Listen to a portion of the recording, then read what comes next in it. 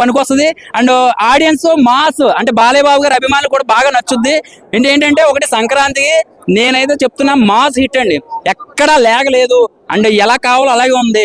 BGM అయితే మాత్రం చాలా ప్లస్ అయింది. అండ్ ఆయన తమన్ గారికి వీళ్ళకి ఉన్న లింక్ ఏంటో తెలియదు, మ్యాథ్స్ నోస్ లింకో వైన్ లింకో తెలియదు, కానీ కరెక్ట్ గా ఇచ్చేసాడు, ఏం కావాలో అది ఇచ్చేసాడు.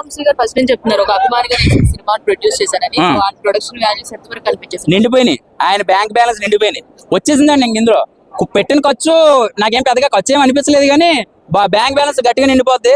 అండ్ బాలయ్య బాబు గారు అసలు మామూలుగా ఇవ్వలేదండి. మీరు అసలు మ్యాగీ ప్యాకెట్ తో ఇలా కూడా ఫైట్ చేయొచ్చా, మ్యాగీ ప్యాకెట్ తో ఇలా చేయొచ్చా అనేది కొత్త క్రియేటివిటీ గా ఫైట్ చేశారు.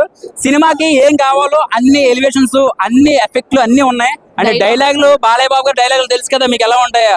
నక్కలు హైరానాలు, నక్కలు పులి మీద హంటింగ్ ఎంట్రా ఎదవల్లారా. ఒకటే బాలయ్య బాబు గారికి ఒకటి నచ్చదు, పనికి మాలిన ఎదవల పేర్లు గుర్తుండవు. అది సినిమా చూసినట్టు కనిపిస్తుంది. ఓవరాల్ గా ఊర్వశి కనపడతావు 2-3 సినిమాలు. ఎందుకంటున్నానంటే వాయించి పాడేసాడు దెబ్బడి దిబ్బడని. అసలు ఏంటంటే డాన్స్ కొరియోగ్రాఫర్ ఏంటండి బాబు, చాలా బాగుందండి, చాలా బాగా ఎంజాయ్ చేస్తారు.